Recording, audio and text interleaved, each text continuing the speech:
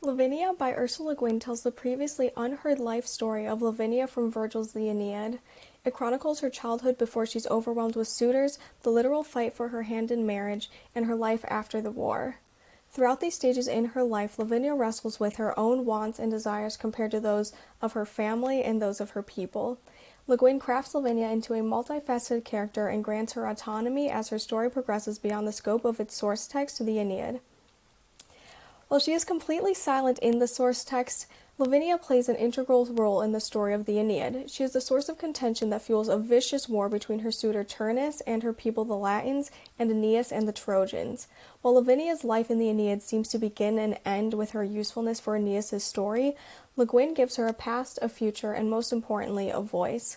Lavinia narrates her own story and she tells us, "I am not the feminine voice you may have expected. Resentment is not what drives me to write my story." Lavinia, both the character and the novel, does not seek to rewrite history, set the record straight, or prove anyone wrong. Her focus is to fill in the glaring gap that is her voice and character. It's not that Virgil told her story wrong, it's that he didn't tell it. A great strength of this novel is that Le Guin raises this point with the poet himself. Lavinia encounters Virgil on multiple occasions, and the two of them converse with refreshing honesty about Lavinia's story and Virgil's own reflections on how he failed at telling it. These interactions serve multiple purposes.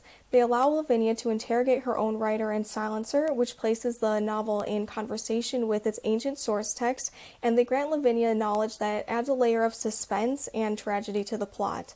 They also open the door for a more critical analysis of the Aeneid and other texts like it.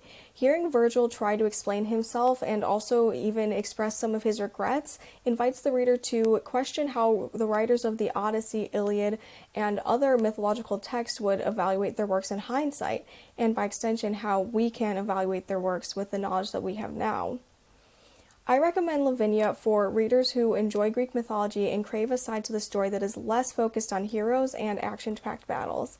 Le Guin doesn't shy away from soft, quiet, and domestic moments between the characters, which gives the novel an engaging and devastating emotional range.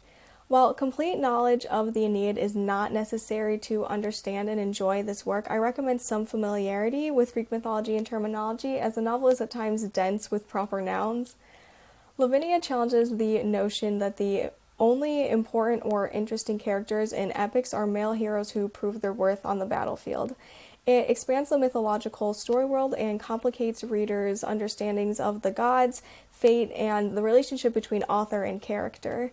It also examines the endlessly fascinating themes of autonomy and the tension between one's duty to her family, her country, and herself.